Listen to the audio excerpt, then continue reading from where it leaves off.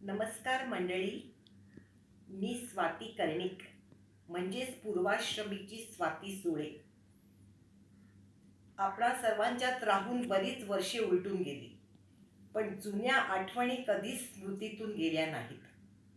आज या सर्व जुन्या आठवणी तुमच्या समोर मांडत आहे. आमचे श्रीकृष्णनगर. नॅशनल पार्कच्या डोंगरातून असंख्य वळणे घेत खळखळ वाहणारी दैसर नदी आणि भोवतालचा रम्य परिसर, जंगली श्वापदांचे भरपूर वास्तव्य, पायाखालून अचानक सळसळत जाणारा एखादा साप आणि बघता बघता समोर एखादे नाणेटे. गोव्याच्या किंवा केरळाच्या धरतीशीच तुलना करावी अशी हिरवळ, उंच वृक्ष, रात्रीच्या वेळी केवळ नदीचाच खळखळणारा आवाज घुमत असे. कधी क्वचित वाघाची डरकाळी तर कधी दूरवर कोल्हेकुई.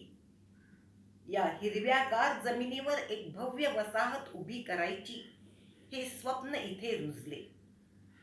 श्री अप्पासाहेब सिधये, श्री बावा फाटक, ग का रायकर, चंदाकाका कर्णिक, डॉक्टर ओक आदी मंडळीने पुढाकार घेतला. बघता बघता वसाहतीचे प्लॉट्स आखले गेले. या जंगलात कोण राहायला येणार म्हणून अनेकांनी ही संधी गमावली आणि तरीही प्लॉट्सची विक्री झाली. झपाट्याने बांधकामे सुरू झाली आणि श्रीकृष्णनगरची पहिली 5 घरे उभी राहिली. कॉलनीत आत शिरायला धड पूलही नव्हता. गर्द आमराईत दाट वृक्षांच्या सावलीत लाल चुटूक कौलारू घरे, रंगीबेरंगी पक्षी. या नंदनवनाचा हेवा सर्वांनीच करावा. हे 5 घरे म्हणजे मोकाशी, गुप्ते, कर्णिक, जोशी आणि आणखीन एक. रात्री दरोडेखोरांचे प्रचंड भय असायचे. रात्री झोपताना उशाशी ताट व पळी घेऊनच झोपायचे हा त्यावेळचा नियम. चोरांची चाहूल लागताच घराघरातून ताट वाजवले जायचे आणि 5ही घरे हातात लाठ्या काठ्या घेऊन सज्ज व्हायची. श्री मदन जोशी, गायिका आनंदी जोशी हिचे आजोबा, ह्यांच्या घरावर पडलेला दरोडा असाच फार भयंकर होता. घरातील लोकांना प्रचंड मारहाण झाली. इतकी ती कॉलनी भरवस्तीपासून बाजूला. पण हळूहळू चित्र पालटत गेले. एका दुसरे पहिल्या मजल्याचे घर, बाकी सर्व टुमदार कौलारू घरे, सुबक आखलेल्या गल्ल्या, दोन्ही बाजूस गर्द वृक्ष. कॉलनीची उभारणी झाली पण अजून बरेच काही बाकी होते. या वसाहतीला खरे मूर्त स्वरूप आले ते श्रीकृष्णनगर मंदिर व श्रीकृष्ण विद्यालयाच्या स्थापनेनंतरच. मध्यमवर्गीय सुशिक्षित लोकांची ही कॉलनी एका नव्या उमेदीने व आदर्श नगराच्या ध्येयाने झपाटली गेली. कर्जाची व्यवस्था झाली. शाळेचाही आराखडा तयार झाला. श्री बावा फाटक, श्री सिधये, चंदाकाका कर्णिक आदी मंडळींच्या प्रयत्नांना यश आले. कॉलनीच्या उभारणीत या मंडळींचा सिंहाचा वाटा होता. या आद्य संस्थापकांना सर्वांचा मानाचा नमस्कार. हळूहळू या वसाहतीची कौटुंबिक व सामाजिक बांधिलकी वाढत गेली. तरुणांचे ग्रुप्स तयार झाले. ही सर्व माहिती मी आधीच्या पिढीकडून ऐकलेली. या कॉलनीतील पहिला ग्रुप म्हणजे चंदाकाका कर्णिक, अनंता गुप्ते, कांता निरखे, रवींद्र चिटणीस, श्री मदन जोशी, मधुलिमये व भाऊ बावडेकर. या 7 जणांना कॉलनीने सप्तर्षी ही उपाधी दिली. पुढे समवयस्क मुलीही ग्रुपमध्ये आल्या. त्यात मंदा फाटक, ज्योत्स्ना सुळे, कुसुम जोशी, रजनी बावडेकर वगैरे. या हुरहुन्नरी सप्तर्षीने ही कॉलनी चांगलीच गाजवली. या मातीत जडलेली त्यांची मैत्री ही त्यांच्या आयुष्याची ठेव ठरली. काळाच्या पडद्याआड आता त्यातील बरीच मंडळी गेली, पण स्वतःची एक छाप ठेवूनच. श्रीकृष्ण विद्यालय सुमारे 52-53च्या काळात विद्यालयाची स्थापना झाली आणि या कॉलनीला एक अस्तित्व प्राप्त झाले. मराठी भाविक, मराठी भाषिक आणि मराठी अस्मिता जोपासणारे हे श्रीकृष्णनगर मुंबईच्या नकाशावर दिसू लागले. श्रीकृष्णाच्या आशीर्वादाने नगरवासियांची भरभराट होतच राहिली. कृष्णनगरातील दुसरी पिढी जन्माला आली. नवीन लोकांची कॉलनीत भर पडली. क्रीडा मंडळाची स्थापना झाली. नाटके रचून त्यांचे प्रयोग केले जाऊ लागले. त्यावेळी सोसायटीचा हॉल नव्हता, परंतु अनेकांनी आपल्या वाड्यात जागा देऊन सामूहिक उत्सव साजरे केले. श्रीकृष्ण नगरातील वार्षिक गणपती उत्सव ही याच काळात सुरू झाला. श्रीमती कमलाबाई कर्णिक, श्रीमती बाई गुप्ते, श्री कांचनकर यांनी पुढाकार घेऊन महिला मंडळ उभारले. श्रीमती फाटक, काकीडे अनेक महिला हिरिरीने पुढे आल्या. महाराष्ट्रीयन सणवार थाटात साजरे होऊ लागले. मंगळागौरीचे खेळ आणि नवरात्रीच्या नटलेल्या सवाशिणी रस्त्यावर दिसू लागल्या. श्रीकृष्ण नगराची सांस्कृतिक जडणघडण रंग घेऊ लागली. कॉलनी हळूहळू चांगलीच गजबजू लागली. कॉलनीतील ज्येष्ठ मंडळी एकत्र जमून विविध विषयावर चर्चा करू लागली. त्यात आप्पासाहेब सुळे, चंदाकाका कर्णिक, उमाकांत ठोंबरे, ग.का. रायकर हे नेहमी एकत्र जमून चर्चा करीत असत. श्री मधु लिमये व श्री घळसासी ही अशीच अतिव्यासंगी मंडळी. कॉलनीचा बौद्धिक वारसा या भेटी गाठींतूनच सुरू झाला. आमच्या घराच्या पायरीवर बसून त्यावेळी लांबचा डोंगर दिसायचा. या डोंगरापाठी ठाणे बरे का हे नेहमीच ऐकलेले वाक्य. कधीतरी दूरवर डोंगरात पेटलेला वणवा दिसायचा. पावसाळ्यात नदीला पूर आला की समस्त श्रीकृष्णनगर नदीकडे धाव घ्यायची. पाणी कुठपर्यंत आले हे नेहमीचेच वाक्य. ते आता अजूनही तसेच चालू आहे. काही वर्षातच विद्यालयाचे हायस्कूल सुरू झाले. पुढे श्रीकृष्ण विद्यालयाला चोगले हायस्कूल हे नाव देण्यात आले. ACCची पहिली बॅच उत्तम मार्कांनी पास झाली. सरस्वतीचे वरदान या शाळेच्या विद्यार्थ्यांना प्रथम पासूनच लाभलेले. आमचे घर हे असेच या कॉलनीतले भेटण्याचे लोकप्रिय ठिकाण. अनेक पिढ्यांचे ते जमण्याचे ठिकाण होते. सुळेवाडा म्हणजे काकींचे घर ही अजूनही चालू असलेली उपाधी. आता या ठिकाणी मला सविनय माझे वडील KT सुळे किंवा आप्पासाहेब यांच्याबद्दल थोडेसे सांगावेसे वाटते. नवीन पिढीने किंवा नवीन नगरवासियांनी कदाचित हे नाव ऐकलेलेही नसेल, म्हणून थोडेसे काही. ॲडव्होकेट KT सुळे हे सुप्रीम कोर्ट व मुंबई हायकोर्टाचे निष्णात कायदेपंडित होते. लेबर लॉसचे पितामह म्हणून त्यांना सर्व वकील ओळखत. मुंबईत एक सेपरेट इंडस्ट्रियल कोर्ट असावे ही त्यांचीच कल्पना. समाजसेवा हे ब्रीदवाक्य ठेवून त्यांनी जन्मभर मजुरांच्या व कामगारांच्या न्याय हक्कांसाठी अविरत झुंज दिली. स्वातंत्र्यापूर्वी ब्रिटिश सरकारने त्यांना 10 वर्षाची तुरुंगवासाची शिक्षा दिली. चौफेर बुद्धिमत्ता, दांडगा व्यासंग, इंग्लिशवरील प्रभुत्व व कायद्याचा सखोल अभ्यास याने प्रतिपक्षालाही त्यांचे कौतुक करण्याचा मोह आवरता येत नसे. त्यांचे संस्कृतचे ज्ञान प्रगल्भ होते. साहित्यिक, समीक्षक, वक्ते, कामगार नेते अशा अनेक भूमिका त्यांनी निभावल्या होत्या. कोर्टात प्रतिपक्षाला घाम फुटवणारे आप्पासाहेब लहान मुलांत लहान होऊन वावरत असत. जस्टिस गजेंद्र गडकर, न्यायमूर्ती चंद्रचूड त्यांचे नाव नेहमी आदराने घ्यायचे. माझी आई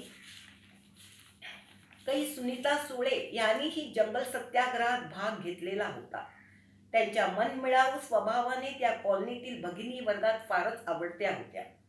श्रीकृष्णनगरच्या काकी असेच त्यांना सर्वजण ओळखत. श्री चंदाकाका कर्णिक हे असेच एक प्रभावी व्यक्तिमत्व.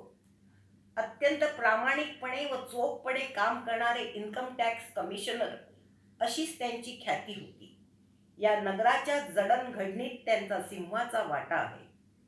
श्री बावा फाटक हे असेच एक प्रसिद्ध व्यक्तिमत्व. त्यांचे बालसाहित्य व विनोदी लेख खूपच गाजले. ग.का. रायकर हे उत्तम प्रकाशक म्हणून सर्व ओळखत. श्री उमाकांत ठोंबरे हे वीणा व नंतर नवनीत मासिकाचे संपादक म्हणून सर्वांना परिचित होते. या मान्यवरांची यादी खूप मोठी आहे. सॅन्टोमिक्स गाडगीळ यांची आयुर्वेदिक औषधे महाराष्ट्रात प्रसिद्ध झाली. हे वर्णन न संपणारे आहे. अनेक नावे घ्यायची राहिली असतील, पण त्या पिढीतील श्री सच्चिदानंद पोतनीस, श्री राजे मास्तर, श्री तात्यासाहेब गोरे, श्री अण्णासाहेब मराठे सर्वांचे वेगवेगळे व्यक्तिमत्व, पण आपली छाप सर्वांवर सोडूनच ते काळाच्या पडद्याआड गेली. या लेखात बरीच नावे अनावधाने घ्यायची राहिली. त्यात बालविद्या मंदिराची सुबक बिल्डिंग बांधणारे श्री मधुकर कुलकर्णी, अत्यंत दर्जेदार बांधकाम करणारे कॉन्ट्रॅक्टर अशीच त्यांची ख्याती होती. कॉलनीतील जवळजवळ 80 घरे त्यांनी बांधली. श्री तात्यासाहेब गोरे हे असेच एक शांत व्यक्तिमत्व. अत्यंत तन्मयतेने ते आम्हास इंग्रजी ग्रामर शिकवत असत. त्यांच्या मार्गदर्शनाचा आम्हास खूपच लाभ झाला. श्री अण्णासाहेब मराठेंच्या कडक शिस्तीची जरब अजूनही लक्षात आहे.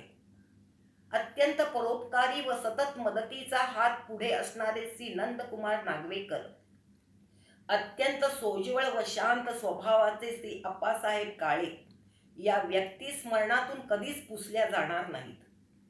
गणपतीच्या अत्यंत सुबक मूर्ती बनवणारे मूर्तिकार श्री अप्पा वझे, आपल्या शास्त्रीय संगीताच्या अभ्यासाने प्रसिद्ध झालेले गायक रत्नाकर उर्फ श्री रतन पै, doctor Deshpande, doctor Kotnis, doctor Amod Kotnis, doctor राजे यांच्या वैद्यकीय उपचारांचा कॉलनीला खूपच फायदा झाला. पूर्वाश्रमीच्या वैजयंती फाटक, बाबा फाटकांच्या कन्या यांना मिळालेली BARCची स्कॉलरशिप या पण सर्व गोष्टी अत्यंत गौरवास्पद. माझा ग्रुप म्हणजे दिलीप मराठे, शेखर गोरे, अलका कर्णिक, मंगल बावडेकर, आशा काळे, मीना गोंधळेकर आणि मी स्वाती सुळे. श्रीकृष्णनगराची माती तुडवतच आम्ही लहानाचे मोठे झालो. तो मोबाईलचा काळ नव्हता. आधुनिक तंत्रज्ञानाच्या सावलीत न वाढलेले आमचे बालपण आणि लगोरीच्या खेळात रमलेले क्षण म्हणजे एक अविस्मरणीय आनंदाची पर्वणी होती. चोगले हायस्कूलच्या अनेक बॅचेस SSC पास होऊन पुढे गेल्या. नामवंत engineers, doctors, CA, architect, businessman, वकील, बिल्डर्स अशा सर्व क्षेत्रात हे विद्यार्थी अग्रेसर राहिले. शाळेचा बहुतेक शिक्षक वर्ग या कॉलनीतच राहत असे. मुख्याध्यापक सातपुते व मुख्याध्यापक जोगळेकर यांच्या कडक शिस्तीत शाळेने एक वेगळेच वळण लावून घेतले. आंतरशालेय क्रीडा स्पर्धांच्यातही शाळा नेहमीच विजेती ठरली. चोगले हायस्कूलचे ते पहिले पटांगण म्हणजे अनेक समारंभांचे व स्पर्धांचे साक्षीदार ठरले.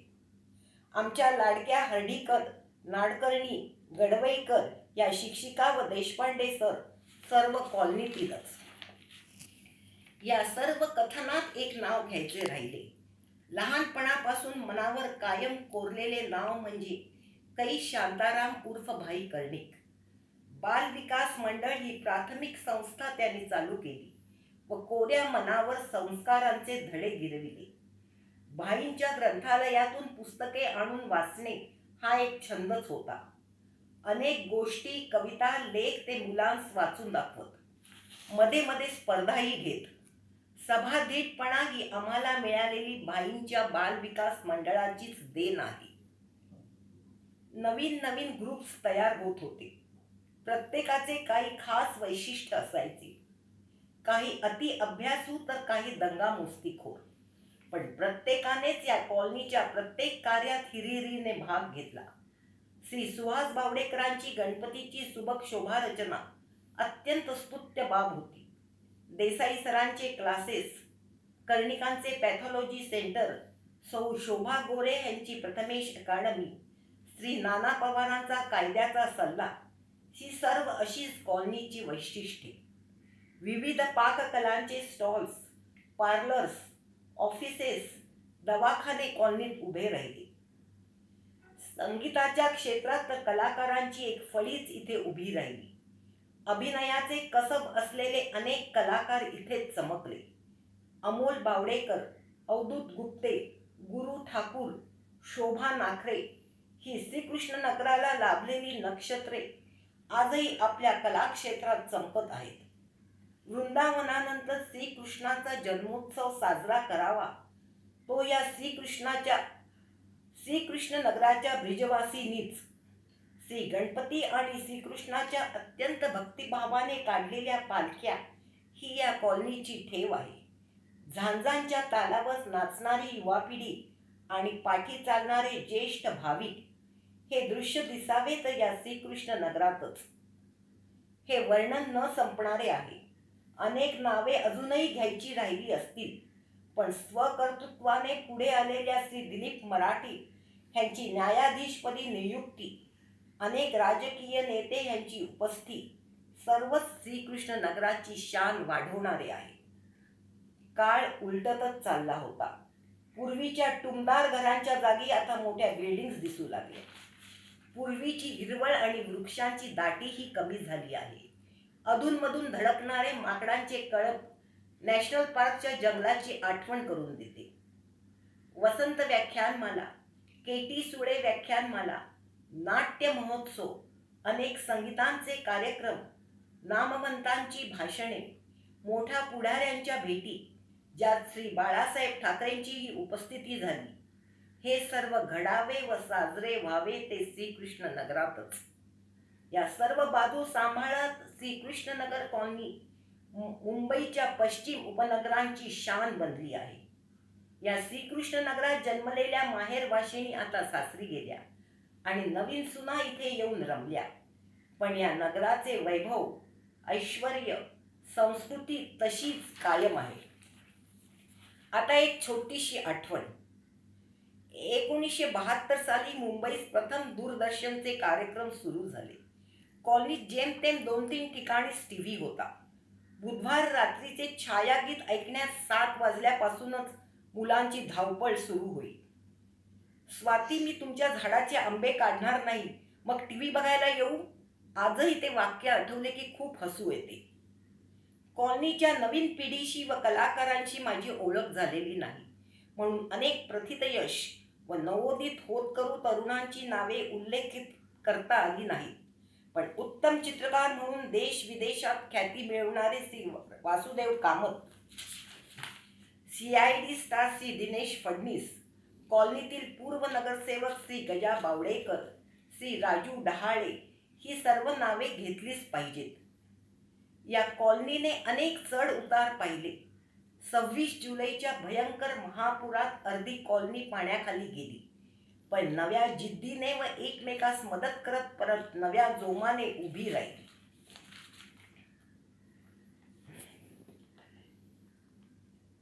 हा लेख कधीच न संपणारा, पण हे कथन आता इथेच आवर्ते घेते आणि सर्व शेवटी सरस्वतीचे वरदान, लक्ष्मीचा आशीर्वाद आणि श्रीकृष्णाचा अभयहस्त डोक्यावर घेऊन ही माझी श्रीकृष्णनगर कॉलनी आम्हा सर्वांस स्वर्गादपी गरीयसी. पुन्हा नक्की भेटूया. सौ स्वाती कर्णिक,